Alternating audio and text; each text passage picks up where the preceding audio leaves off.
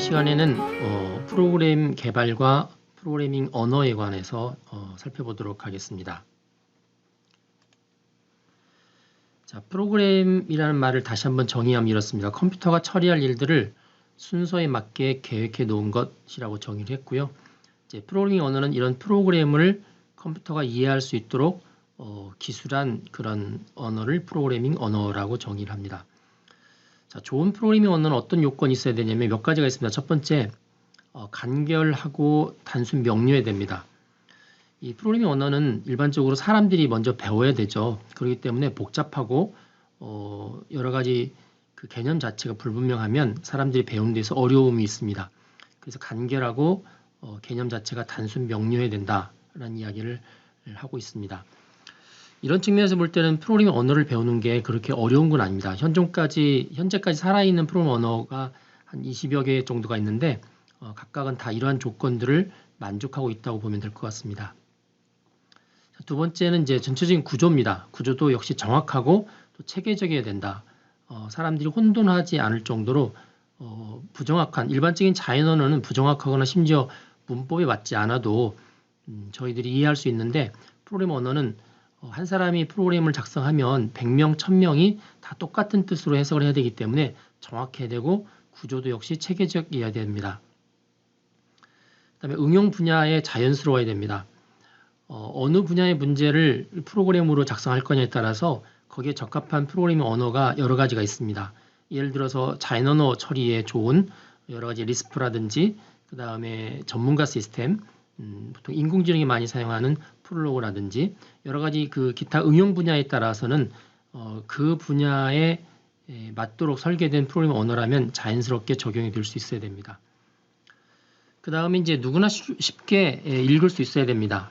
자, 리더빌리티라고 흔히 이야기하는데 다른 사람이 작성한 프로그램을 또 다른 사람이 잘 읽을 수 있어야 되고요. 그다음에 효율성은 이제 그 프로그램을 번역해서 기계로 번역해서 실행할 때 기계에서 효율성이 우수해야만 그 프로그램 언어를 사용할 수 있게 되는 거죠.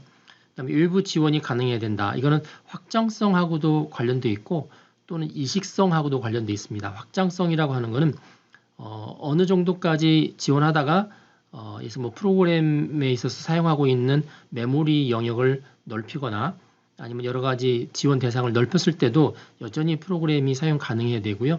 다른 기계에 옮겨도 사용 가능해야 되고 이런 부분들이 일부 지원이 가능해야 된다라는 부분으로 이해될 수가 있습니다. 자, 많은 프로그래밍 언어가 있는데 이런 이제 요건을 갖춘 것을 염두에 두고 프로그래밍 언어를 선택해야 되겠죠. 이제 선택하는 기준이 몇 가지가 나와 있습니다. 첫 번째는 앞서 여기 응용 분야에 자연스러운 적용이 가능해야 된다고 말씀드렸던 것처럼 풀려가는 문제가 어떤 것인지에 따라서 그 문제를 가장 잘 표현하는 프로그래밍 언어를 선택하는 게 좋습니다. 예를 들어서 메모리에 있는 주소를 직접 다뤄야겠다 그러면은 메모리에 있는 주소가 보통 포인터로 표현이 되죠. 그래서 포인터 기능을 제공하는 언어를 사용을 해야 되는 거죠. 그 다음에 프로그램의 크기와 용도에 따라서 이게 간단한 프로그램인지 그 다음에 이게 웹 기반인지 아니면 클라이언트 서버처럼 좀 복잡한 건지에 따라서 프로그램 언어를 또 다르게 선택을 해야 됩니다. 그다음에 문제 해결을 위해 참여하는 프로그래머의 능력과 인원수. 자, 한두 사람이 작성하는 프로그램 언어일 수도 있고요. 수십 명, 수백 명이 같이 팀으로 참여해서 하나의 프로그램을 작성하는 경우도 있겠습니다. 그래서 이제 그런 참여하는 프로그래머의 어떤 수준과 인원수, 팀의 성격에 따라서 프로그램 언어를 달리 선택하기도 합니다. 자, 이 땅에 존재하는 프로그램 언어를 구분할 때 크게 세 가지로 구분합니다. 이쪽에 표시가 되어 있는데 1세대 언어, 2세대 언어, 3세대 언어. 물론 4세대 언어도 존재하고 있긴 하지만 그 부분에 대해서는 잘 공감되어 있지 않고요. 현재 1세대, 2세대, 3세대. 이게 역사적으로 컴퓨터의 발전과 연결되어 있어서 밑에 있는 1세대를 보통 저수준, 로우 레벨 랭귀지라고 하고요. 위에 있는 3세대를 하이 레벨 랭귀지, 고수준 언어라고 표현합니다. 자, 밑에 있는 1세대 언어의 대표적인 경우가 기계 코드죠. 여기 머신 코드라고 되어 있는데 0과 1의 조합으로 이렇게 쭉 나열되어 있습니다. 자, 이런 부분들을 사람이 읽을 수 있는 단어, 특별히 이제 영어인데 영어 단어와 같은 단어로 일부를 묶고 그 다음에 그게 동작을 하게 되는 대상, 뭐 숫자나 아니면 컴퓨터상의 메모리나 뭐 이런 부분들을 또 역시 이 사람이 쓸 수 있는 기호로 묶어내는 거를 이제 어셈블리어라고 합니다. 그래서 이 어셈블리어로 되어 있는 것도 역시 이제 2세대 언어, 로우 레벨 랭귀지에 속해 있긴 하지만 기계어보다는 조금 더 고급이죠. 그 다음에 여기 3세대 언어가 지금 저희들이 쓰고 있는 C나 C++, 자바와 같은 일상생활의 언어. 뭐 여기서 일상생활이라는 것은 영어인데 영어권에서 볼 때는 굉장히 자연스럽게 프로그래밍을 짤 수 있는 그런 언어로 구성되어 있는 것을 고급 언어라고 정의를 합니다. 그래서 우리가 보통 이제 프로그래밍 언어 그러면 특별한 경우를 빼고는 대부분 다 이 3세대 언어를 지칭한다라고 보시면 될 것 같습니다. 자, 앞서 설명을 드렸긴 했지만 간단하게 추가 설명을 하면 이렇습니다. 먼저 저수준 언어, 로우 레벨 랭귀지죠. 컴퓨터 개발 초창기에 사용되었던 프로그래밍 언어고요. 에이다와 같이 최초의 프로그래머가 사용했던 언어도 역시 이 수준의 언어입니다. 현재는 이제 일반적인 프로그래밍 중에서도 이 시스템 프로그래밍, 운영체제나 네트워크 같은 경우 뭐 메모리라든지 여러 가지 CPU라든지 하드웨어 장비를 직접 만지는 그런 경우에 이런 시스템 프로그래밍에 주로 현재 사용을 하고 있고요. 저수준 언어의 기본적인 대표적인 종류가 바로 기계어, 그 다음에 어셈블리어. 어셈블이란 뜻은 모은다라는 뜻이 있는데 뭘 모으냐면요. 기계어에 보면 0과 1의 조합도로 되어 있다고 그랬잖아요. 그래서 그 0과 1의 특정한 조합들을 영어로 이제 모아서 표기를 했다. 그래서 어셈블리어라고 보시면 될 것 같습니다. 자, 이 중에서 기계어를 조금 더 구체적으로 볼까요? 초창기의 컴퓨터 프로그램은 당연히 기계어에 의해서 작성되고 또 처리가 됐습니다. 이 기계어는 그 컴퓨터 하드웨어를 직접적으로 전기적인 신호를 넣어주는데 참여를 했던 그런 언어고요. 그러다 보니까 이 컴퓨터 자원들, 하드웨어들을 효율적으로 직접 다룰 수 있는 점이 이제 장점으로 부각이 될 수 있습니다.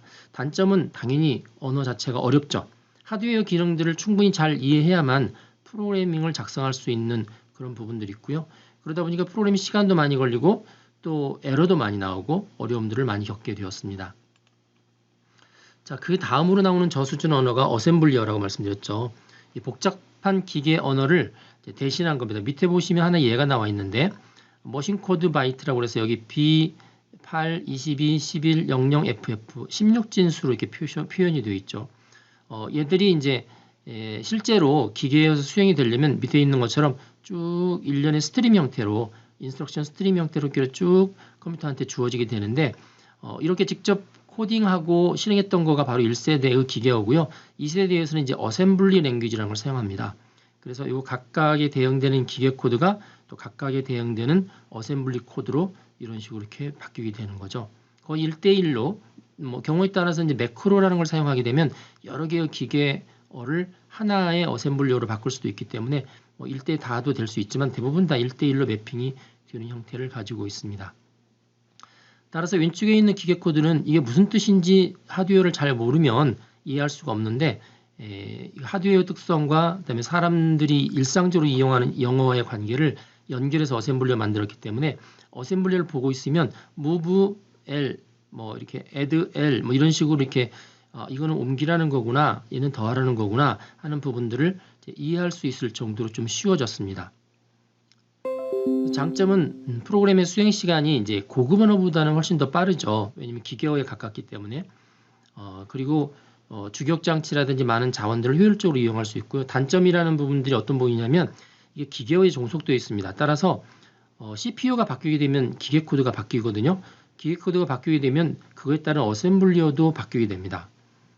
따라서 이쪽 기계에서 돌아갔던 어셈블리 프로그램이 다른 기계, 특히 CPU가 다른 기계에서는 돌아갈 수가 없죠. 그 기계에 맞는 어셈블리어로 다시 작성을 해야 됩니다. 그래서 프로그래밍 언어 상호 간에 호환성이 없다.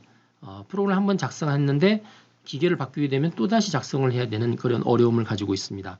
반면에 저희들이 C로 어떤 프로그램을 작성하면 예를 들어서 IBM PC 계열에서 돌린다고 해도 걔를 애플에서 돌리게 되면 또 애플용 컴파일러를 이용해서 똑같은 소스 프로그램을 번역만 해주면 됩니다. 따라서 프로그래밍 언어의 호환성이 상당히 높은 게 이제 고급 언어의 특징이고 이 저급 언어, 저수준 언어는 호환성이 굉장히 낮다라고 이해하시면 될 것 같습니다. 자, 고수준 언어, 고급 언어입니다. 프로그램을 이제 작성한 다음에 실행할 때 컴파일을 할 수 있고요. 뭐 때에 따라서는 인터프리터라는 걸 사용을 합니다. 그래서 번역하기도 하고 그다음에 해석하기도 해서 그걸 결국은 이제 기계어로 변환시키거나 아니면 실제 실행하거나 하는 거가 바로 이 고급 언어, 고수준 언어입니다. 이 고급 언어는 여러 가지 분류하는 방식들이 있는데 이 뒤에서 설명을 할 겁니다. 요즘에 가장 많이 쓰인 언어는 이 프로시저럴 랭귀지, 절차 지향형 언어라는 게 있고요. 절차 지향 언어 또는 절차 지향형 언어라고 합니다. 또 객체 지향 언어, 객체 지향형 언어라고 하는데 우리가 잘 아는 C 같은 경우는 이제 절차 지향형 언어이고요. C++나 자바나 파이썬 같은 경우는 객체 지향형 언어입니다. 이전에 절차 지향 언어가 먼저 나왔다가 나중에 객체 지향 언어가 나왔고 요즘은 객체 지향형 언어가 대세라고 볼 수가 있습니다. 자, 절차 지향형 언어는 또 괄호 안에 또 특이한 표현을 했습니다. 명령형 언어의 일종이다. 자, 프로그램 언어를 구분할 때 명령형 언어가 있고요. 선언형 언어라는 게 있습니다.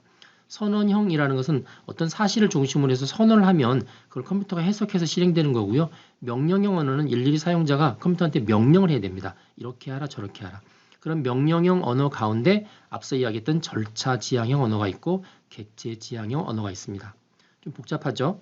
뒤에 가서 다시 한번 말씀을 드리겠습니다. 자, 명령형 언어의 일종인 절차 지향형 언어는 되게 초기의 고급 언어가 그렇고요.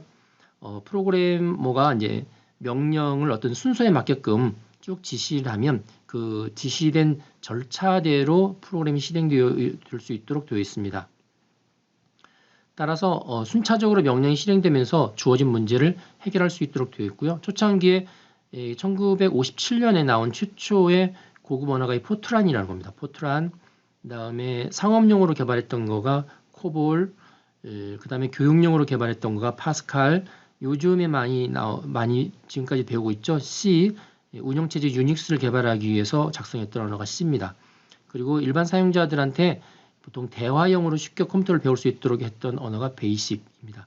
이런 언어들은 다 명령형 언어, 그러니까 사용자가 직접 어떤 것을 명령해야만 컴퓨터가 움직일 수 있도록 하는 명령형 언어 일종이고요. 과정 그 절차를 사람들이 지시해서 그 절차에 따라서 순서대로 프로그램이 실행되는 절차 지향형 언어의 대표적인 사례라고 보시면 될 것 같습니다. 자, 객체 지향형 언어는 이제 뒤에서 객체 지향형 언어는 잠깐 설명을 하겠습니다. 객체, 클래스, 상속 뭐 이런 중요한 단어들이 많이 나와 있는데 이 객체라는 거는 이 절차 지향형 같은 경우는 보통 어떤 절차를 명시하기 위해서 연산 중심으로만 쭉 기술되어 있는데 이 객체는 그 연산과 연산이 실행되는 어떤 대상 그걸 데이터라고 합니다. 이 두 개를 하나의 덩어리로 봐서 객체라고 합니다. 오브젝트. 예를 들면 자동차. 그러면 자동차에는 여러 가지 많은 기억 장치들과 여러 가지 다룰 대상들이 있죠. 그 다음에 그것들에 관해서 여러 가지 움직일 수 있는 연산들이 있습니다. 핸들을 돌린다든지 아니면 바퀴를 돌린다든지 뭐 이런 거 그런 것들이 이제 하나의 덩어리로 묶여서 객체라고 하고요. 그런 객체들이 일반화된 거를 이제 그 공통된 성격들을 뽑아서 만든 것을 클래스라고 합니다. 예를 들면 자동차가 여러 가지가 있죠. 여러 가지의 자동차들을 객체라고 하고요. 그 자동차의 대표적인 특성들을 뽑아 있는 그 자동차 일반적인 특성을 클래스라고 합니다. 상속이라는 개념이 있습니다. 객체를 구분하다 보면은 상위의 개념에서 하위의 개념이 생기는 경우가 있습니다. 예를 들어서 아버지로부터 아들이 생기죠. 그럼 아버지의 여러 가지 데이터라든지 연산들을 아들도 상당히 많은 부분들을 물려받게 되는데 그런 부분을 상속이라고 합니다. 자, 이런 개념을 가지고 프로그램을 작성할 수 있도록 되어 있는 부분들이 객체 지향형. 사용자는 이 객체에 많은 신경을 써야 되고요. 객체를 잘 정의하고 객체 안에 있는 데이터하고 연산도 잘 정의를 하고 상속 관계도 잘 정의하는 걸로 프로그램을 작성할 수 있도록 되어 있습니다. 객체가 상하 계층에서 서로 링크되도록 되어 있다. 상속 개념을 가지고요. 그렇게 설명을 하고 있고 그다음에 되풀이에 사용한다는 이야기는 한번 정의하고 사용했던 그런 객체들을 이제 그런 클래스나 객체들을 다른 데서도 다시 재사용할 수 있도록 그래서 이제 한번 작성한 것들을 다시 프로그램하지 않기 때문에 프로그래밍 효율성이 굉장히 높아지죠. 그리고 이제 공유도 되죠. 다른 프로그램들에게 제공해서 다른 사람이 직접 작성하지 않고 내가 작성한 거를 공유할 수 있도록 하는 개념이 이 객체 지향에서는 가능해집니다. 자, 객체 지향의 언어 가운데서는 원래 이제 스몰톡이라는 것이 거의 객체 지향의 쇼시처럼 되어 있고요. 그 뒤에 이제 C++, 자바 이런 언어들이 이제 나왔습니다. 자, 고수준 언어 가운데서 이제 4GL 4세대 언어라는 게 있습니다. 사실 이 4세대 언어에 대해서는 사람들 가운데 약간 이제 공감대가 형성되어 있기도 하고 반대하는 분도 계시긴 하는데, 일반적으로 이제 1, 2, 3세대 언어가 나왔죠. 그러니까 이제 4세대 언어가 나오는데, 크게 이제 두 가지를 뽑습니다. 프로덕션 지향 언어. 프로덕션이라는 것은 어떤 소프트웨어를 만들어내는 건데 좀 덩치가 큰 그런 프로그램을 의미합니다. 작은 게 아니고요. 그래서 대개는 이제 여기 참여하는 사람들도 되게 컴퓨터 프로그래밍 전문가들, 그리고 여기서 이용하는 컴퓨터도 되게 대형 컴퓨터, 뭐 대형 데이터베이스 이런 것들을 이용해서 하나의 큰 프로덕션을 작성하게 됩니다. 그러다 보니까 아주 작은 프로그램하고는 좀 접근하는 방법이 다르고 여러 가지 편의도 많이 제공을 하겠죠. 그래서 데이터베이스 같은 경우도 이걸 활용할 수 있는 소프트웨어들도 기본적으로 다 제공을 하고 있는 4세대 언어가 이 프로덕션 지향 언어입니다.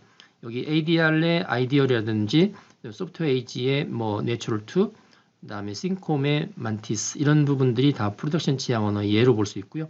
또 하나는 사용자 지향 언어입니다. 이 프로덕션은 이제 만들어내는 프로그램을 관점을 두고 만들었다고 하면은 여기는 이제 사용자를 위해서 설계된 언어다. 그래서 최종 사용자를 위해서 설계되어 있고요. 그다음에 사용자들이 어떤 정보를 얻어내고 정보를 만드는 데 편의하도록 사용자 편의를 중심으로 만든 언어가 또 이 사용자 지향 언어의 4GL입니다. 예를 들면 매스메티컬 프로덕션 그룹의 람디스 2라든지 그다음에 어플리케이션 빌더스의 포커스 이런 것들이 이제 사용자 지향 언어고요. 이 프로덕션 지향 언어와 사용자 지향 언어는 대개는 전문가들 큰 프로그램, 그다음에 이전에 사람들이 엄두내기 힘들었던 그런 대규모의 프로젝트를 주로 손쉽게 또 효과적으로 작성할 수 있도록 제시하는 언어들을 보통 4GL, 4세대 언어 또는 초고수준 언어라고 이야기를 합니다.